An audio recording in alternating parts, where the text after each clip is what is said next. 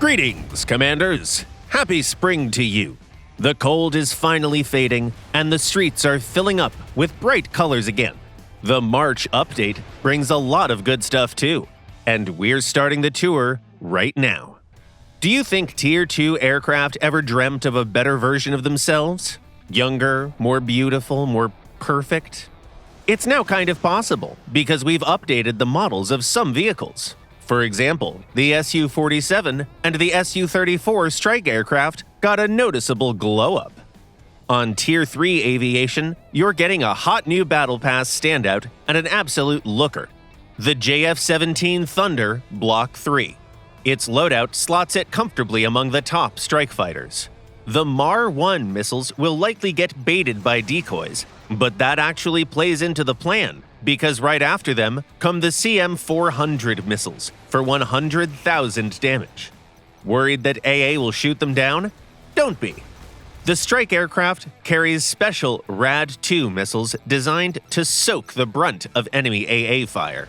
And since your target will probably burn decoys on the first volley anyway, high damage is basically guaranteed. Rounding out the kit are a versatile cannon and air-to-air missiles that will leave enemy aircraft with no chances whatsoever. If you've run your pilots ragged and they refuse to touch the stick, there's always the Gaza drone to take over. It won't complain about the working hours, at least not until the AI uprising. Hand the game to this monster's wings, and you'll be pleasantly surprised. The uninterrupted swarms of KM-114 missiles it keeps sending downrange are just ridiculous. And if someone decides to shoot your unmanned buddy down, good luck.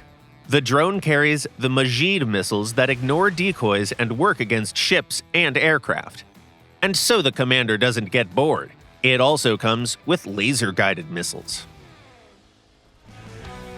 Alright, sailors. If all of that just gave you a nervous twitch and you're already imagining a swarm of flying nightmares launching a smaller swarm of flying nightmares, we're here to cool down your aviophobia.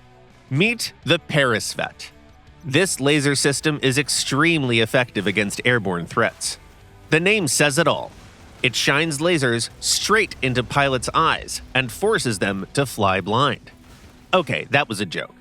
If it shines into a pilot's eyes, the eyes will be gone, together with the pilot. By the way, rumors say that this is the very system that clipped Icarus's wings and sent him back down to Earth. Yep, that was another joke. Moving on. You know the line, "Who lives in a pineapple under the sea?" Well, the HIMARS from the Premium Battle Pass couldn't care less who lives down there. Thanks to its high-speed guided shells, it can handle the massive Bermuda or some Type 101 all the same. A hit is basically guaranteed. And surface targets? With splash damage and a big salvo size, it's safe to say the enemy won't be firing back anytime soon. Okay, strike aircraft, covered. Drone, covered. AA and grenade launcher, done. What else? Right, the main reward of the Battle Pass. The devs already sent the ship's coordinates to the film crew, so let's go see it together. Wait, what's up with this ship? The new reward is an icebreaker? Well, the coordinates are spot on, no mistake there. If that's what we've got, then that's what we'll review. Surely it's just a hidden OP monster. So here it is, the main Battle Pass reward, an icebreaker. What, you thought it was just a research vessel? Think again. It carries missile launchers in the amount of 0. Cannons? Also 0. No grenade launchers either. Which means it really is just a research vessel. Oh, so that's where it was hiding. Meet the Bora. This little guy is definitely going to stand out among Tier 3 ships. It's a hovercraft built to escort task groups. Let's see what it can do. By default, the two twin VLS banks come loaded with the Mesquite missiles, and that's a great choice. Between a heavy salvo and tough missiles, they push through AA surprisingly well. The Bora also has artillery. A modified AK-176 cannon with extended range can fire at both ships and aircraft. The grenade launchers are upgraded too. It's the RPK-8. They're accurate and hit hard against both surface and underwater targets. You noticed it too, right? We've got 4 long-range missiles that punch through AA nicely. A multi-purpose cannon that works out to 11 kilometers, and a grenade launcher for handling submarine threats. That's basically the perfect long-range kit. Staying outside of enemy view, the Bora can take clever little bites out of enemy HP. And even if it gets spotted, the hovercraft has 2 trump cards: smoke and electronic warfare. If even that doesn't save you and the missiles are already inbound, then the SA, the Strela, and the AK-630 come into play.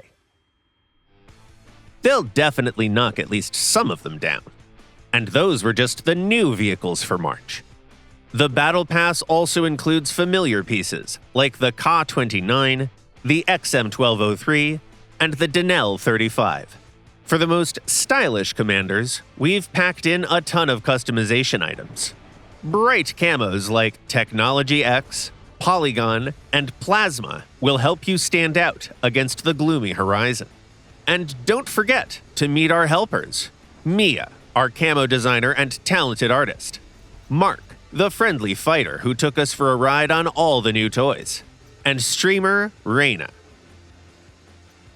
See you at sea. There was something else we wanted to tell you. But right now, for the life of us, we can't remember what it was. Well, must not have been important.